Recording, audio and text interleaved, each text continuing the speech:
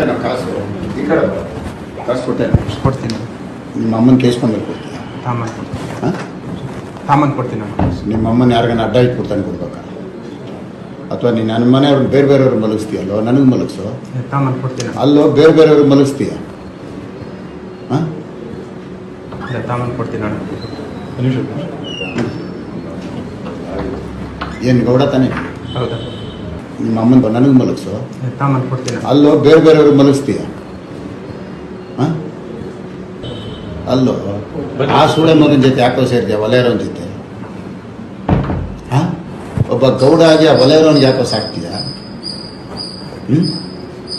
ಲವಡಕ್ಕೆ ಬಲ್ ಸೂಳೆ ಮಗನೇ, ನಾನು 5 ವರ್ಷ MLA ಕಣೋ. ಅವನಮ್ಮ ನಾನು ಏನು ಶಾಟ್ ಹಾರ್ಕೊಂತಾನೋ? ಅಲಾಮ್ಕೋರ್ ನನ್ನ ಮಗನೇ, ನಿನ್ನ ಅಮ್ಮ ನೀನು ಹೆಂಗಿಲ್ದಂಗೆ ಮಾಡಕ್ಕೆ ಕೊಡ್ತೀನಲ್ಲೋ, ಬಿಡ್ತೀನಿ ನಾನು ನೀನು ಅಷ್ಟು ಸುಲಭವಾಗಿ. ಇದಲ್ಲಿದ್ರೆ ಇಂಥದ್ದು 100ರಲ್ಲಿ ನಿನ್ನ ಕತೆ ಮುಗಿಸ್ತೀನಿ ಕಣೋ. ಅವನಮ್ಮನ ಒಲೆಯರ್ ಸೂಳೆ ಮಗನ ಕೈಲಿ ಏನಾಗುತ್ತೋ? 5 ವರ್ಷ ನಾನು ಶಾಟ ಕೇಳೋಕ್ಕಾಗತ್ತೇನೋ? ನಿನ್ನ ಅಮ್ಮನ ಯಾಕೋ ತಪ್ಪಿಸ್ಕೊಂಡು ಸುತ್ತೀಯ ಸೂಳೆ ಮಗನೇ? ನಿಮ್ಮ ಅಮ್ಮನ ಯಾಕೆ ಏನು ಮಾತಾಡಿ ಅದನ್ನು ತಂದ್ಕೊಡು. ತಾಮನ್ ಕೊಡ್ತೀನಿ. ನಿನ್ನ ಅಮ್ಮನ ಅವನು ಕರ್ಕೊಂಡೋಗಿ ಮನೇಲಿ ಯಾಕೋ ಮಲಗಿಸ್ಕೊಂತೀಯ? ತಿಂತಾಟೆಲ್ಲಿ ಎತ್ಬಿಟ್ಟು ಹೋಗೋ ಸೂಳೆ ಮಗ ಅವನು.